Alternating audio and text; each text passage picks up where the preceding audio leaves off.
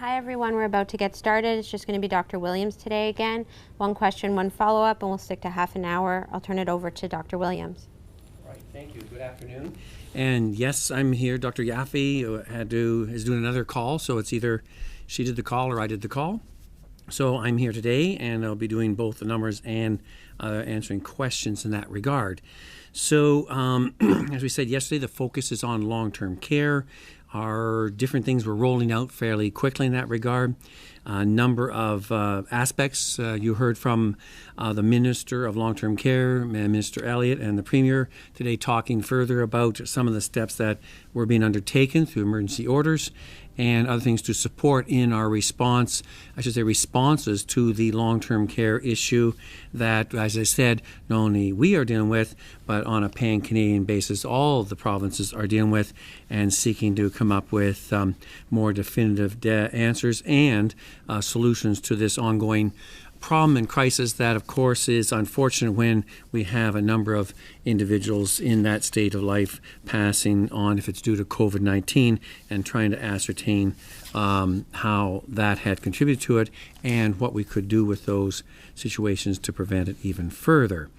So with that, I'm going to talk about the numbers, and this is where I'm going to be going back and forth with a few aspects there because people have had a number of questions on that.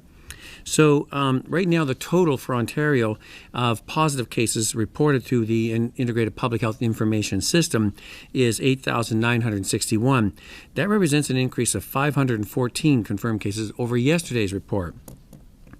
And I'm going to talk about that in a moment here. Still, our trend is that there's more females than males in there, and we're beyond 10%. We're up to about 13% difference in there. And that continues to be different than some of the other data across Canada. And so we're asking our folks in the data section, what is the difference between that? Is it mostly due to our demographics in our institutions, or are there other reasons that we need to assess? At the same time, nearly 42% of our cases are 60 years of age and older, and the Greater Toronto Area still accounts for about 55% of the cases overall. We reported 423 deaths.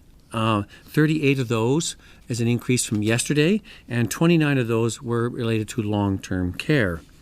We have 104 outbreaks that have been reported in long-term care, and with the numbers that have been reported total there of 163 up till now. And so those 104 outbreaks, some are resolving, some are being investigated, and as I said before, we have set the bar low, so they're calling outbreaks as soon as they have one person symptomatic, and that starts the whole outbreak management process moving into high gear to assess, rule in, rule out as quick as possible, with a lot of extra testing being undertaken in that regard. Our number of healthcare workers, the cumulative total, which is 980, which is the long total now, and we're trying to work at how to get our healthcare worker numbers a bit more segmented on that. That's an cumulative number, so that's that up to date. We have in our hospital now 12 increase of 807 patients currently in the hospital. That's an increase of 12.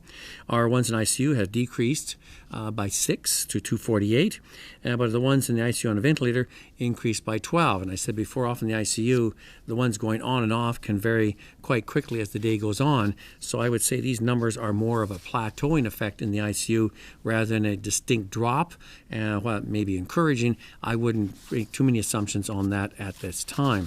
But the main thing is, as compared to our modeling data, it is not going up and doubling every few days. So in the laboratory testing, as we said, we now have done 128,093 tests, and we have currently 4,323 under investigation. Now, that may seem like a backlog, but that was in the past when we had it in one lab in PHOL. This is in all the labs, which basically is how many in the queue for being processed that day. So we don't call that a backlog. We call the ones that have been queued up ready to go. So in the last 24 hours, we have completed over 9,000 tests, which means we did reach the mark of the 8,000 that we and the Premier had promised to get to by today or yesterday. So we did that because these are the tests were done yesterday. So back to the 514. And as I noted yesterday, when we looked at that, we were seeing that since the end of the long weekend, we started seeing more and more of the cases being related to long-term care, more and more tests being done in long-term care, and because we'd already started ramping up with our decreased criteria for testing, our testing in around wider cases that even asymptomatic patients or residents around the case would be tested, and staff as well, even if they were asymptomatic. So that number has been increasing. So of that 541, 271 were related to long-term care. That means there was 243 in the community side. So this is the first time we've seen more in the long-term care than in the community side in that. That's more of an artifact of the testing and what we're doing in that number, but also the fact that we're continuing to see the use on the community side dropping. Our travel-related ones are pretty well gone. With the social distancing, the physical distancing is making an impact with bending the curve. As I said, we're hoping to hear from our modelers on a report. How are we doing? How have we done? And are we going to continue to make direction that way? And if we are, and doing that, how are we going to look at saying if we're going to ease off some of our public health measures, what would we, when would we, and how would we dial it back, if you may, to get to that number at that time? So I think the encouraging part is that there's less, we're down under the 300 level on the community side. The other side is on the long-term care. We really ramped up the amount of testing, and we know that some of our MOHs, our medical officers of health, and the local public health units were asked to undertake to do some of their institutions on a full scale of doing all the residents and all the staff from a spot check, or like a spotlight, to say at this one time, what did it look like? And is the demographics and the layout of cases as we anticipated or different? And we should do it in different regions because the province is not being impacted equally throughout the whole area homogenetically, but it is variable. And so if we pick a sample in areas where it's very little activity, we might get a false conclusion that things are not very important or very small and it's not a big issue. So we need a wide range of surveillance data to do that. And now that we have the capacity, we can undertake that task because we're not talking about an inconsequential amount of tests. We're talking about quite a few tests to undertake to even do that survey and still do our outbreak management and still do our priority groups and the other ones we need to deal with, including our healthcare workers, our First Nation Indigenous populations, as well as our other conjugal settings where there's outbreaks and cases there in that regard. So we still have to deliver on all those others while we undertake to do these enhanced investigations at this time. So so we have the data, we have the information there, and with that, I'm going to open up for questions. Okay, we'll move to the first caller, please. Which will be Kenyon Wallace at Toronto Star.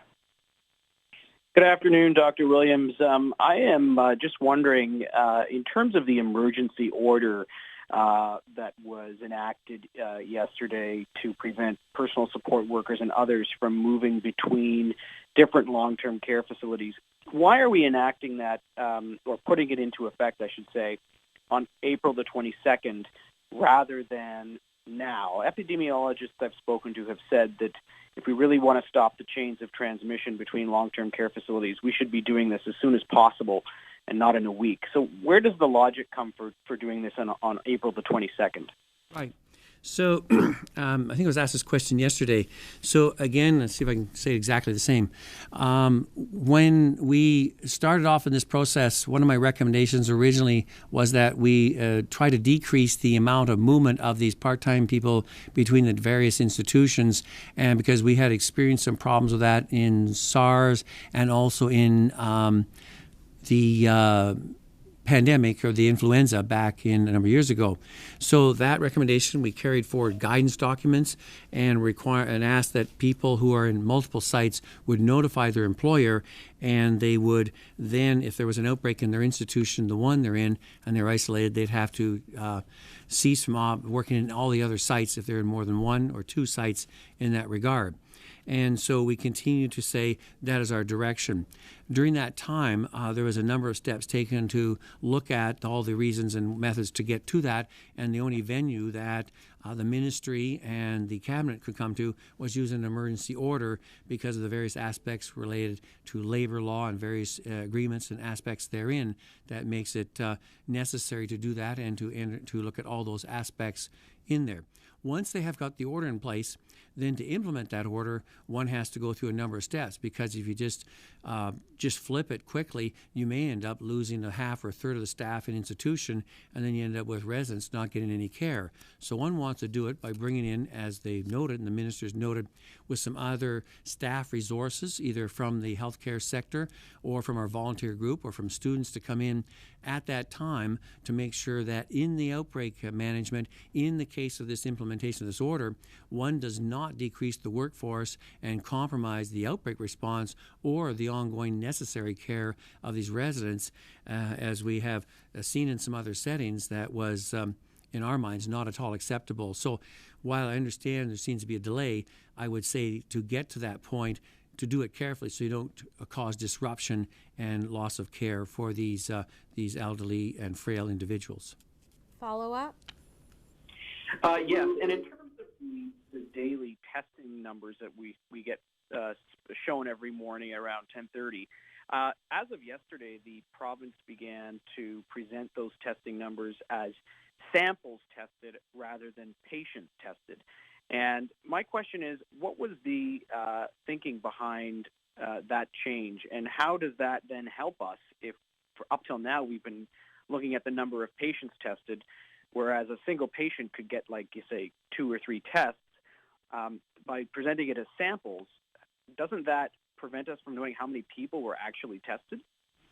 Right. And all along in the past, before we went over to the system, we had reported that we did so many individuals were tested, but we said also that they said, well, how come the public health laboratory only did this many? And said, well, they actually did more tests, but they had to do multiple samples on people admitted to hospital. A person may get tested in the emergency department, then they get in the ICU. They may do 3 or 4 samples. That's just part of the protocol. Those tests still have to be done. And because the question was, well, how you're not doing more and more tests? What's wrong? Why can't you keep up with the rest of the country? And that kind of thing there. So a lot of the questions say you have to increase the number of tests you're doing. So as a result, we have this system now where you can say, here's how many tests we are now putting through our enhanced laboratory system. 9,000 is the premier promise to get up to 8,000 yesterday and going up to 13,000 in the future. So the point you're raising is how does that get translated into patient data? And that's where we have our public health information system integrated. And we have to then take those data, make sure they're matched properly, because you may get some people double or triple counted. And then you have to link them into what their exposure issue is and do all that investigation, and then enter the comprehensive data into the IFAS system. And that is not as rapidly available as the sample data, which is, of course, what a number of people from the media were asking for. So we're going to try and do those things both ways, but for our purposes, one tells you how does the system, the enhanced laboratory system, how is its performance doing? That's the data you're getting now. And then from the epidemiological data, how does the IFAS data match with that, knowing it's going to be not the same number because there may be people multiple counted, and you have to make sure you clean the data up in that regard and enter it accurately. And that does take time and period to do so, and therefore it won't be as up to date as the amount of samples done. Next question. From Christopher Herhart at CP24. Good afternoon, Dr. Williams. I've been speaking with a person in Halton Region who's been waiting for the results of her COVID-19 test for 20 days. She's been told not only to keep waiting, but that there are plenty of others who have waited just as long. Is this acceptable, and how does a wait this long impact contact tracing and data collection efforts at your level? Well, we've had others that we were told about, and when we check back on it, first of all, it's not acceptable. We are reporting to turn the test results around in 48 hours. And the aspect is when the sample goes into a now not just one lab, but number of labs, each one of those labs are required to do 2 things. One, if it's a positive, report it to the local health department. If it's negative, they don't tell the health department. They report it to the physician who requested the test or the assessment center or the doctor who's in the assessment center that day who requested the test. Then when we send the results back, it goes back to that doctor, and that doctor is not there that day or is on quarantine for 14 days. It may sit in their file. So we have to address these system issues to say, so what happened with the communication here, and how come it wasn't handled better? So in the busyness and all these different sites, we had some others that they said, well, we went and we didn't get it. And they said, well, we checked back, and actually you went to the other site and went to this one. And so there's some confusion on where the site was taken. So I'm not trying to make excuses. I would say 20 days is way too long. Even 10 days, 7 days is too long. And we need to address those system problems if there is a lack of communication as you get more labs on board, more assessment sites on board, and more sites and physicians and other centers on board. There is sometimes miscues on communication and the data sharing. So it's not acceptable, and it's something we have to be alerted to. So thank you for making us aware of that, and we'll continue to try to address those. Unfortunately, so far, they're not the common part, but it doesn't mean they're acceptable. Follow up? On Tuesday, Health Minister Christine Elliott said, quote, only recently that we learned you can be asymptomatic and still transmit the virus, end quote. When exactly did the concept of asymptomatic transmission become accepted by your command table, and why has it taken so long for Ontario to accept this concept when it has been documented in studies written in English in several peer jurisdictions such as South Korea, Iceland, Italy, and Taiwan? So the questions that we've been bringing back to our Federal Provincial Territorial Committee on that and reviewing the data. And what you have to understand is that when they're saying they will find people who are asymptomatic, pre-symptomatic, posse-symptomatic, that's a fancy term, that when they're testing someone with a test, the so-called polymerase chain reaction test, it picks up fragments of the RNA. That doesn't mean that they're actually live virus or not. It doesn't mean that they're actually transmitting or not. And it doesn't mean they've had a so-called viremia or an infection or not. That's one of the limitations of the testing. When it's very sensitive, it can pick that up for a long period of time. So the question is, when we found that when they did a study, the ones that said they had asymptomatic transmission, they found asymptomatic people were positive. When they interviewed the people, they said 75% said, well, okay, in the last 14 days, I guess there's a couple of days I did feel off, now that you mention it. So what is asymptomatic, and what do people recall? It's hard to remember what it was the last 2 or 3 days, let alone 10 days ago. So we asked that question, and if you do find it, if it's dead virus, are you actually transmitting? And that actual thing of doing viral cultures lifetime, they're not doing that because they can't right at the moment. And so we're continuing to be informed by that ongoing investigative science to say, what is it? Just because you find it, does that mean the person's transmitting or not? Because the test tells you one thing, but the transmissibility is another thing. So I'm not trying to make the science sound confusing. It is evolving because we didn't have this organism before the end of December, early January. So the science has evolved very rapidly, and we want to keep being informed by the science with more investigations, including serology and other new tests coming forward, and hopefully getting a sense of some live viral testing in that regard. So right now, our position with the Federal Provincial Territorial is that because people's history taking, you have to assume that some can be asymptomatic and still have a positive PCR test in there.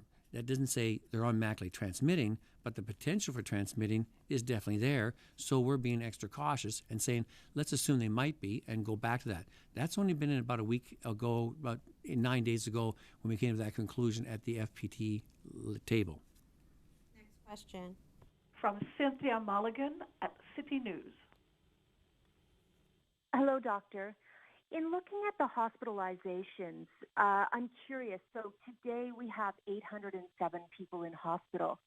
How many of those 807 come from long-term care? Or are the majority of long-term care patients staying in long-term care? So are our hospitalization numbers actually lower than is actually reflective of the people that need medical care? Well, thank you. And we're trying to ascertain how many patients are being transferred on a regular basis from long-term care over to the hospital in that regard. We haven't segmented that data out. Our information is not a lot of them are doing that in there because, remember, a lot of these people are in stage, but we're trying to ascertain if someone has a COVID-19 infection and has an acute, let's say, deterioration in their situation, and they don't already have some life plan action in place that's personalized and what the family has agreed to, then the physician who looks after that institution can authorize the transfer from the long-term care facility to the acute care facility for a diagnostic workup, because the long-term care facility doesn't have like the x-ray, CT scans, all the other ones that they would endeavor or want to have to assess if this individual's condition was nothing to do with their reason they're in long-term care and was more an acute exacerbation, if you may, and could be remediated if possible, and it wasn't contravening the wishes of the family or the patient in that regard. So we're trying to assess and follow that and to see if there's a lot of transfers or not. Right now we haven't been made aware of a lot of transfers. Follow up? No, that's okay. I'll let somebody else have a chance. Thank you. Next question. From Rob Ferguson, Toronto Star. Please go ahead. Oh, hi, doctor. I'm just wondering, earlier this week you were saying that it looked like we might be hitting the peak this week, but I seem to notice a bit of a pullback from you on that today, and also in particular from Minister Elliott, who said they're still, I forget her quote, but she basically said we're still waiting to see which way this is going to break. So has anything changed in that regard? So I would say from the different ones we watch about with the modelers, they look at cases, they look at ICU admissions, and they look at deaths, and to see if there are any trends and directions. What we've seen is that for the last number of days, the ICU admissions, the hospitalized, the ventilators and the aspects there, and deaths, the deaths have accumulated and gone up, not as fast a pace as anticipated. The ICU and other ones have remained fairly level, which is what they said they might predict in this week of April or next week. And so there's a sense is that has that plateaued. At the same time, when I said earlier at the start, when I was anticipating after the extra long weekend we just had, which was after the 14 days of the main travel inflow and our travel cases had really dropped off, I would assume that our cases would be dropping down from the 500s to the 400s to the 300s and so forth. I was a bit surprised when they stayed up in the mid to upper 400s, but then when I went back and did some further dissection of that data, I can see what's happened since the beginning of April, about the 8th and 9th of April on. We had already started our ramping up of getting our health units to do a lot more testing in long-term care facilities, so they are contributing more and more, whereas in the past they had a small contribution. So like the numbers I said today, the 514 cases in there, 271 related to our outbreaks in the long-term care facilities. This is the first time that those have actually been more than the community cases, which now have dropped down to 243.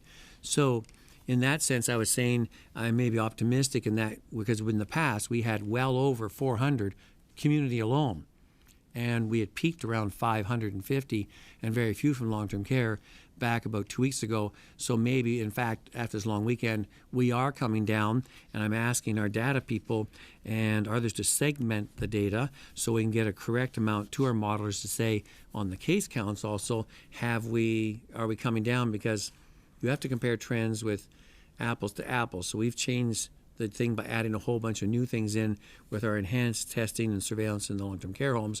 So you got to make sure we separate that out so we're still comparing to what we have today with the same things we were comparing with 2 weeks ago. Follow up? All right, sorry, I had to take it off the speaker there. And I'm wondering, at this point, are you pretty confident that, let me change gears on that. At this point, I think you were saying this morning or earlier in this news conference, about 2/3 of the new deaths were all in long-term care? Today that's the case. Yesterday was a bit more on the other side because it varies on how they come through. So yesterday we had a lot more deaths, 51 I believe, and a smaller percent of those were from long-term care. Probably some other ones were from the hospital sector. And so it doesn't happen equally all the time. It has its ebbs and flows. Next question. from Phil Perkins at CHCH News. Hey there, Doctor. We asked Dr. Yaffe, I guess, earlier in the week, but she hasn't been back in 2 days, about the number of people that, at least it's gone up now, but the number of people on ventilators gone down. We asked her maybe if she can delve deeper to see why they're off ventilators, whether they were either resolved cases or that they're unfortunately no longer with us. Do we know? Yeah, we asked that question again at our command table to say, can we get that data segmented out from our acute care facilities? And and I'm hoping we can in that, because there's two ways you get off the ventilator. You either get weaned off, as they try to do, and get you back onto different forms of oxygen supplementation, or you get discharged back to the regular ward, or the unfortunate one is that you pass on and you didn't succeed in the treatment and you're off the ventilator anyways. So we don't know which one that is, so we're going to try and understand that. We were trying to get an idea of what is our recovery rate once you're on a ventilator. We hear the approximate number is similar to other jurisdictions, but we'd like to be a bit more exact on that. So we're still trying to see if we can dissect that out, knowing that our ICU staff and different people are very busy, and sometimes detailed data collection isn't what they have the time for, but we're going to try and facilitate that so we don't overload them in that regard, and see if we can get the answer back to you. Okay, next question. From Émilie Pelletier, Le Droit. Hi, Doctor. I wanted to talk about the gap between men and women. I know you said that no studies have shown that women are more prone to catch the virus, but we know that a lot of healthcare workers have contracted the virus. And I was wondering if there would be a possibility that this gap could be explained by the fact that a lot of them, I'm thinking nurses, are women. Good point. As I said, on the national data, especially as far as the severe consequences, the males dominate over the females. So we have that sort of different picture there. So we're trying to understand, is Ontario unique than others? I think the idea you said about the female side being the more dominant in demographic in the workforce in the healthcare, I think that would be definitely true. So it's an aspect we could put in the mix on that one there. The numbers in the overall big numbers it contributes. I wouldn't say it gives us a total picture, but it certainly could add to it. The other aspect we found is that a lot of our individuals in the long-term care facility, and even those living out in the community over the age of 70, let's say, there tends to be a predominance more of females than males, just because the life expectancy is longer in the females than the males. But we keep asking our epidemiologists to say, as this continues to widen from 8% to 10% to 13%, just like you're trying to do, what is the answer for that? So we're still looking. Thanks for that idea. Follow-up? I don't have a follow-up. Thank you. Okay, we'll move to the next question, and that'll be the last. From Stephanie Smythe at CP24. Good afternoon, Doctor. We know that there have been new measures in place with funeral directors not to go into long-term care homes where, sadly, some of the residents have died. We understand now that it's been put to the PSWs, the personal support workers, to deal with the remains of those who have passed away in those homes due to COVID-19. Do you think that this is an appropriate use of the PSW? Is this approach at all appropriate? And how are we expected to maintain the workers, the PSWs in those homes, if they know that this is going to be part of their duties now? Well, I haven't given any specific guidance out in particular. They may have rules in their own institutions of what they're doing in that regard. We've just had some federal ones tabled in that regard, and I know our chief coroner has had some further directions around coronial services in relationship to COVID-19 as well. So I think as we go through this process of looking at our human health resources in our long-term care facilities, whether in the midst of an outbreak, in that and the best utilization of staff and timing, these are issues that we will be addressing. If they're looking for a different direction, I will take that advice from Ministry of Long-Term Care as well as from Ontario Health and others. If there's a need to be more specific guidance and direction from the province, then we would undertake to do that. So as of yet, I haven't given any specific direction in that regard, and that's been left up to the local institutions and the local areas to to decide that on their own volition. Okay, follow up, and this is the last question.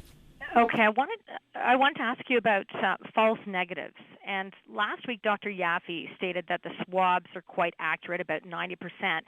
But this isn't what is being widely reported around the world. We're hearing from nurses with the ONA that patients who are tested are potentially receiving false negative results and then are being sent home or cleared from any isolation but could be carrying the virus. Some of them are later re-swabbed and getting a positive result. What are we to make of this? Well, that substantiates what we've been saying before, is that people say, well, why don't you do broad testing and test people so that they can be reassured they're negative? If you do something that's negative, it tells you that at that moment they're negative. They actually may have small viral particles they didn't pick up. They could be incubating, which means they could be negative today and then positive 2 days later. Was that a false test, or was it just they missed it and it was still not yet enough growth to show positivity? So a negative tells you you're negative at that moment. It doesn't mean you're going to stay negative always. And so that's why we don't put a lot of value in a negative test in that sense, except to say if we're having someone being cleared who was already positive and now they've converted to negative and they returned either to out of isolation, it's resolution, or it's a healthcare worker who's going back onto the ward or other essential worker in that situation there because they know they were positive and now they're negative. But a negative test, and that's why we have discouraged in general, just saying if you just do a negative, then does that mean the worker is fine for the next week or 2 weeks? Not at all. I mean, you have to keep assessing to see if they develop symptoms and signs. So I think you have to be careful what you're assuming is a false negative rather than a test that was repeated and became positive in that regard. And we look to our medical microbiologists, our experts, to say on your testing, whether it's, I don't get too technical here, remember we had the 1 allele test, we went to the 3 allele test. So you have different, what they call sensitivities. And we're trying to get some real detailed analysis from them to say, so what is the sensitivity? Is this one compared to that one? And the number you're quoting, is that correct or not correct? So we keep asking that question, but I think you have to make sure that the false negative isn't actually a serial timing difference in testing. Okay, thank you, everyone.